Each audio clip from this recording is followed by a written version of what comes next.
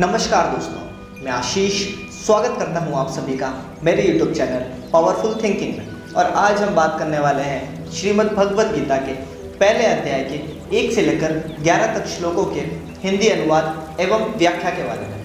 तो आइए शुरू करते हैं। सबसे पहले हम श्रीमद् भगवद गीता के पहले श्लोक एवं उसके हिंदी अनुवाद के बारे में बात करेंगे, फिर उसकी व्याख्या करेंगे। इसी प्रकार से प्रत्येक श्लोक के बारे में हम बात करते रहेंगे। तो आइए शुरू करते हैं वसुदेव मंत्र के साथ। वसुदेव सुतं देवं कंस चाणूरमर्दनं देवकी परमानंदं कृष्णं वंदे जगद्गुरुम्। ओम श्री परमात्मने नमः। अथ प्रथमोऽध्यायः। धृतराष्ट्र उवाच धर्मक्षेत्रे कुरुक्षेत्रे समवेतायुयुत्सवः मामकाः पांडवाश्चैव किं कुर्वत संजय। अर्थात धृतराष्ट्र अपने मंत्री संजय से पूछते हैं कि हे संजय, धर्म क्षेत्र कुरुक्षेत्र में युद्ध की इच्छा से एकत्र हुए मेरे और पांडु पुत्रों ने क्या किया। कि धर्म क्षेत्र कुरुक्षेत्र, हम सभी जानते हैं कुरुक्षेत्र का है। कुरुक्षेत्र है पंजाब, हरियाणा और दिल्ली के बीच में एक छोटी सी जगह जिसको तीर्थ स्थल माना जाता है। लेकिन श्रीमद् भगवद गीता में जितने भी स्थान, जगह और व्यक्तियों के नाम बताए गए हैं, उन किसी भी व्यक्ति, वस्तु एवं स्थान को अगर इस संसार से जोड़कर देखेंगे तो उनके अर्थ गलत निकलेंगे। अर्थात श्री कृष्ण जी श्रीमद् भगवद गीता में जितने भी बातें बता रहे हैं वो सारी की सारी इस संसार से जुड़ी हुई ना होकर के हमारी अंदरूनी है। अंदरूनी का तात्पर्य जैसे आत्मा, परमात्मा, ईश्वर, इन सभी बातों से रिलेटेड बातें ही श्रीमद् भगवद गीता में बताई गई हैं। बाकी सारे जितने भी कहानियां हैं उन सबको बताने के लिए तो हमारी की पुस्तक बहुत ही बड़ी है। उन सब में सारी की सारी बातें, कथाएं आई हुई है। लेकिन श्रीमद् भगवद गीता ये सिर्फ अर्जुन को दिया गया उपदेश था, जो महाभारत के दौरान श्री कृष्ण जी ने अर्जुन को दिया था। सोचिए, 18 दिन युद्ध चला, उसी के बीच में श्री कृष्ण जी ने 18 अध्याय का उपदेश अर्जुन को दिया। क्या युद्ध के बीच में इतना समय किसी को मिल सकता है कि कोई व्यक्ति अच्छे से अर्जुन को उपदेश दे, फिर अर्जुन उस बात को समझे, फिर अर्जुन युद्ध लड़े? इतना समय नहीं मिल सकता। लेकिन उसके बावजूद श्री कृष्ण जी ने ये उपदेश दिया। श्री कृष्ण जी ने ये उपदेश दिया क्यों? ताकि हर कोई इस चीज को अपने जीवन में उतार सके और मान सके। अर्थात ये उपदेश सिर्फ अर्जुन के लिए ही नहीं, बाकी सब लोगों के लिए भी था, जो कि श्री कृष्ण जी ने युद्ध को एक पर्याय मानते हुए, युद्ध के एक समय को अनुकूल परिस्थिति मानते हुए दिया था। और जिस युद्ध की बात श्री कृष्ण जी श्रीमद् भगवद गीता में कर रहे हैं वो भी उस कौरव और पांडवों के युद्ध से जुड़ा हुआ ही है, लेकिन वो भी हमारा अंदरूनी है। तो इसी प्रकार से हर किसी बात को जब हम उसके वास्तविक अर्थ को लेते हुए समझेंगे और करेंगे, तभी हमको इसका सही और वास्तविक ज्ञान मिलेगा और हम समझ पाएंगे। अन्यथा हम भटक जाएंगे और श्रीमद् भगवद गीता को नहीं समझ पाएंगे। धृतराष्ट्र कहते हैं धर्म क्षेत्रे कुरुक्षेत्र। कुरु का अर्थ क्या होता है? कुरु का मतलब है करो, अर्थात ऐसा क्षेत्र जहाँ पे हर समय कुछ ना कुछ कार्य होता ही रहे, चाहे वो अच्छा हो, बुरा हो, या किसी से भी मतलब रखे या ना रखे, लेकिन कुछ ना कुछ कार्य होता रहे। और पूरे संसार में ऐसी जगह सिर्फ एक ही है, हमारा शरीर। हमारा शरीर चाहे किसी भी अवस्था में हो, लेकिन हमेशा कुछ ना कुछ करता ही रहता है। अगर व्यक्ति कोमा में भी है तो भी वह सांस तो लेता ही है।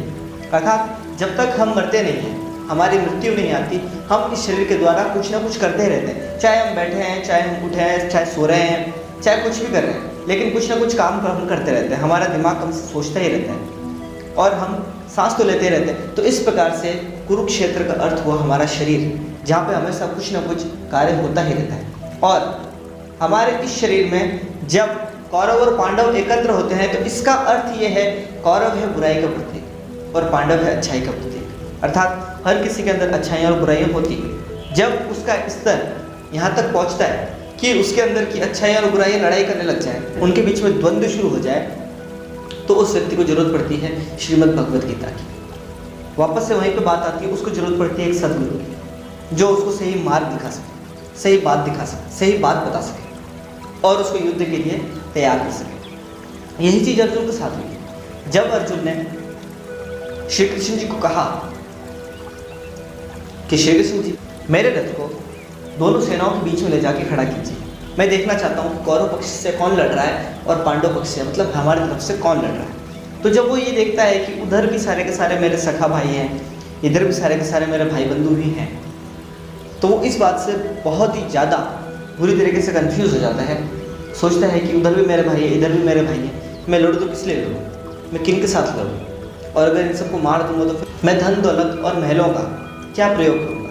मेरे को जो भी धन मिलेगा, जो भी उपभोग की वस्तुएं मिलेंगी, जो पूरा का पूरा राज्य मिलेगा, वो मैं किन के साथ भोगूंगा, अर्थात ये सब व्यर्थ है। इसलिए अर्जुन कहता है श्री कृष्ण जी से, मैं युद्ध नहीं लड़ूंगा, और वो रथ के पीछे वाले साइड में जाके बैठ जाता है और मना कर देता है युद्ध करने से। तब श्री कृष्ण जी उसको समझाते हैं अच्छे से। तो इन सब बातों को समझने के लिए हमको श्रीमद् भगवद गीता के हर शब्द को अच्छे से समझना पड़ेगा। तब श्री कृष्ण जी उसे समझाते हैं कि जो कौरव है वो तेरे भाई बंधु सखा नहीं है, उनको मैं ऑलरेडी मार चुका हूँ, तेरे को बस उनका क्रेडिट लेना है, तुझे बस नाम करना है उनको मार के। और ये कौरव तेरे अंदर की बुराइयाँ हैं, और ये जो पांडव पक्ष है तेरे अंदर की अच्छाइयाँ हैं। तुझे इन अच्छाइयों को बढ़ाना है, बुराइयों को घटाना है, जो हर किसी के लिए अनिवार्य है। तो इस प्रकार से कुरुक्षेत्र और धर्म क्षेत्र का तात्पर्य तो हमको समझ में आ गया। फिर अगले श्लोक में संजय धृतराष्ट्र को कुरुक्षेत्र का माहौल बताते हुए कहते हैं, संजय कहते हैं, संजय उवाच, इस प्रकार से हम उच्चारण करेंगे। तो संजय कहते हैं, दृष्ट्वा तु पांडवानीकम व्यूढ़म दुर्योधनस्तदा आचार्यमुपसंगम्य राजा वचनमब्रवीत्। अर्थात दृष्ट्वा तु पांडवानीकम व्यूढ़म दुर्योधनस्तदा, अर्थात उस समय दुर्योधन ने पांडवों की व्यूयुक्त सेना को देख करके क्या किया, आचार्य एवं उपसंगम में आचार्य के पास जाकर के राजा वचनम अब्रवीत्, राजा दुर्योधन के लिए प्रयोग हुआ है, वचनम अब्रवीत् ये वचन कहे, अर्थात पांडवों की व्यू वाली सेना को देख करके तब राजा दुर्योधन अपने आचार्य द्रोणाचार्य के पास जाकर के ये वचन कहे।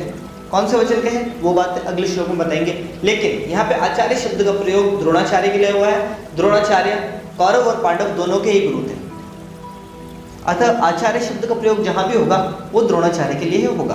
तो द्रोणाचार्य सबके गुरु हैं, इसलिए सबसे पहले दुर्योधन अपने गुरु के पास जाता है जो कि कौरव पक्ष में थे, और उनको कहता है कि पांडव सेना में कौन कौन से योद्धा हैं जो कि अच्छे हैं और पांडव सेना में प्रधान है। तो बस दोस्तों, आज के टॉपिक में बस इतना ही। आशा करता हूँ कि आपको मेरा वीडियो पसंद आया होगा। अगर आपको मेरा वीडियो पसंद आया तो प्लीज़ मेरे इस वीडियो को लाइक करें, शेयर करें और मेरे इस चैनल को सब्सक्राइब करना ना भूलें।